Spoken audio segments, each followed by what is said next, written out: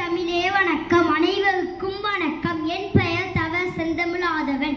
நான் தெய்வசிகாம் நெல்லைப்பள்ளியில் 3ஆம் வகுப்பு படிக்கிறேன்.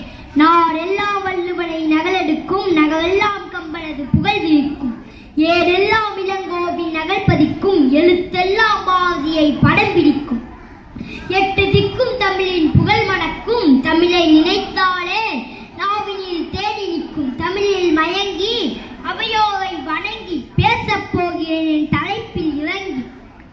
தோன்றின் புகழோடு தோன்றுக அக்திலா தோன்றலின் தோன்றாமை நன்று என்ற குரலுக்கு இணங்க இலக்கணமாய் வாழ்ந்தவர் ஒரு எளிய பின் தங்கிய கிராமப் பகுதியில் பிறந்து இந்த நாட்டின் உச்சகட்ட அதிகாரத்தில் அமர முடியும் என்ற நம்பிக்கையை விதைத்தவர்.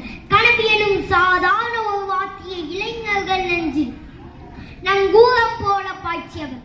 சொல்லி சென்றவர்கள் மத்தியில் சொல்லி செய்தவர். ஒருவனை உலகம் திரும்பி பார்க்க வேண்டுமெனில் அவன் பணக்கார தந்தைக்கு மகனாக பிறக்க வேண்டும் என்ற அவசியமில்லை. ஏழை குடும்பத்தில் மகனாக பிறந்து கடும் பயிற்சியும் விடாமுயற்சியும் கலையாத கனவு இருந்தால் வானில் பறக்க முடியும் என்று இந்த உலகிற்கு நிரூபித்து காட்டியவர்.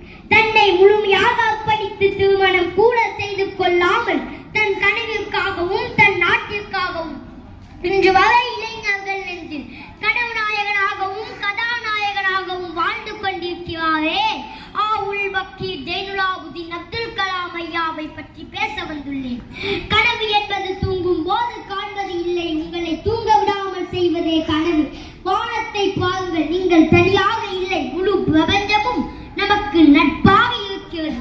ஈடுபாடு இல்லாமல் உங்களால் வெற்றி பெற முடியாது, ஈடுபாட்டுடன் உங்களால் தோல்வி காண முடியாது என இளைஞர்களை வழிநடத்தி சென்றனர்.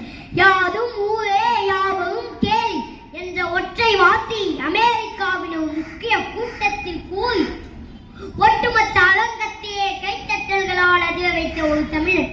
தமிழ்நாட்டில் உள்ள ராமேஸ்வரத்தில் 1931ஆம் ஆண்டு அக்டோபர் 15ஆம் நாள் ஜைனுலா மரைக்காயர் ஆசிமா என்ற தம்பதியினருக்கு மகனாக பிறந்தார்.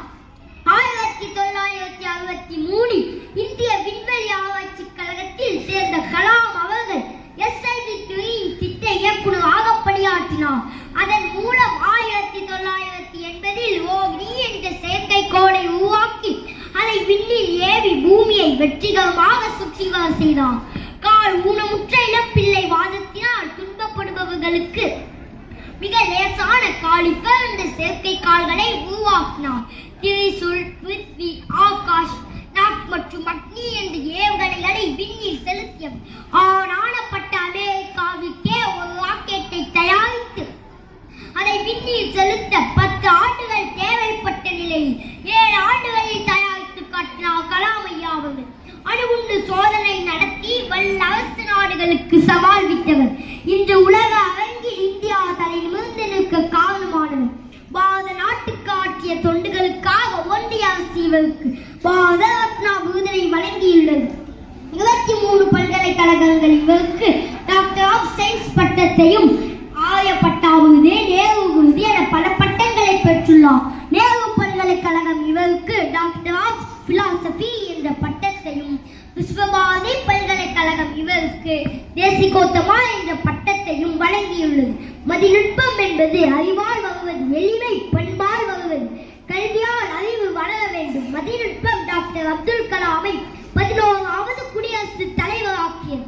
எளிமைதான் அவரை மக்கள் ஜனாதிபதியாக்கியது. 21ஆம் நூற்றாண்டின் இணையற்ற அறிவியல் அறிஞர், பாரத ரத்னா ஏவுகணை நாயகன், இந்திய மண்ணின் தூயவன், ராமேஸ்வரத்தின் முத்து, இந்திய மக்களின் சொத்து, உழைப்பால் உயர்ந்த உத்தமர், களைப்பில்லாமல் கடமை ஆற்றிய வித்தகர், உயரும் தொட்டும் உலகம் சுற்றியும் எளிமை மாறாதவர்.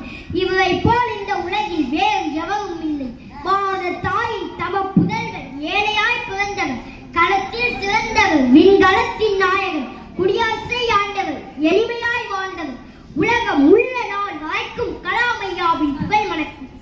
அவர் கூறிய வார்த்தைகள் அனைத்தும் இளைஞர்கள் நெஞ்சில் நீங்காது இருக்கும் என கூறி இத்தகைய நல்ல வாய்ப்பினை அளித்த குடியரசு தின நல்வாழ்த்துக்கள் நன்றி கூறி விடைபெறுகிறேன். நன்றி, வணக்கம்.